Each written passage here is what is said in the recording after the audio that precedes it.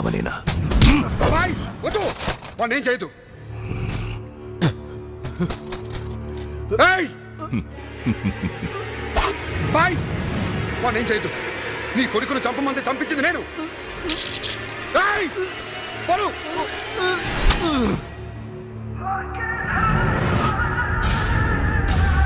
తర్వాత నువ్వే.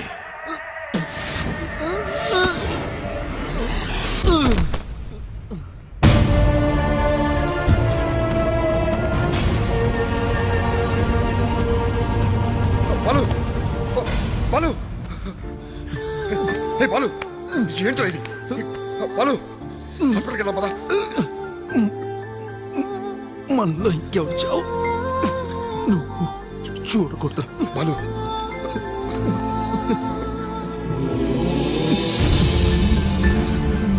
బాలు బాలు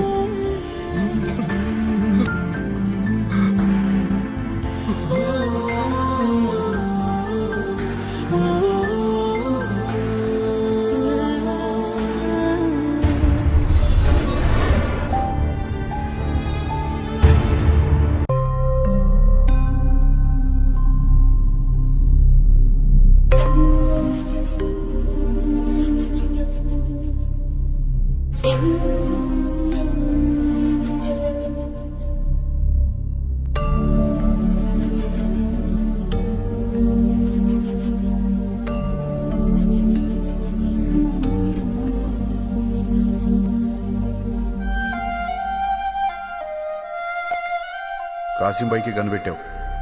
అంత ధైర్యం ఎక్కడి నుంచి వచ్చిందిరా? నువ్వు ఉన్నావనరా.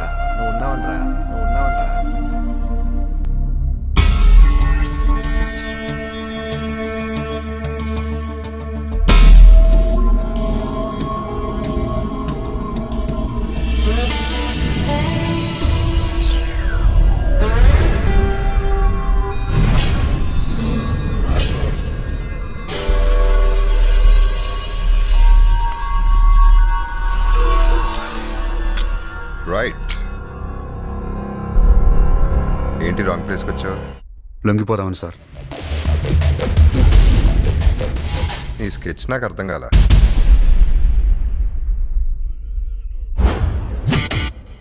ఓ, ఇక్కడ లొంగిపోతావు, అక్కడ కాసింబాయిని ఏం చేస్తావు? నువ్వు చంపలేదనడానికి నేనే విట్నెస్.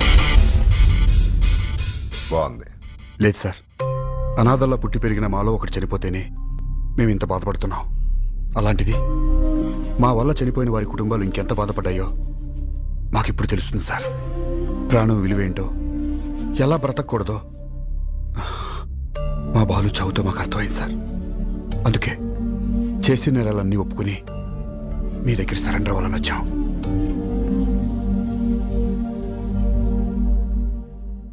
ఎవడైనా సరే ఇంకెంత చెప్పినా మారడనుకుంటేనే నా గన్నుకు పని చెప్తాను.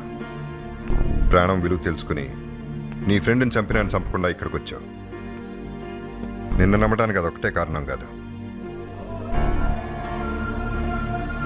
నీ కళ్ళలో కనిపించే ఆ నిజాయితీ కూడా ఒక కారణం. ఈ అరెస్టులు శిక్షలో కేవలం నేరస్తులు మార్చడానికి. కానీ నా కోరికేంటో తెలుసా? ఈ సొసైటీలో అసలు నేరాలే ఉండకూడదని. ఇప్పుడు నేను మిమ్మల్ని అరెస్ట్ చేస్తే నా డ్రెస్కి ఒక స్టార్ వస్తుంది. కానీ మీరు మంచిగా మారే అవకాశం నేనిస్తే ఈ నగరమే ఒక స్టార్ లాగా మెరిసిపోతుంది. నాకు అది కావాలి.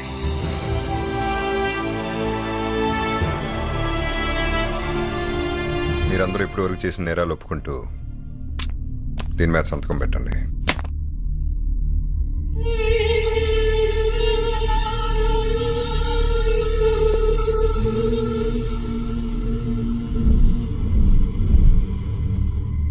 ఇక మీరు వెళ్ళొచ్చు.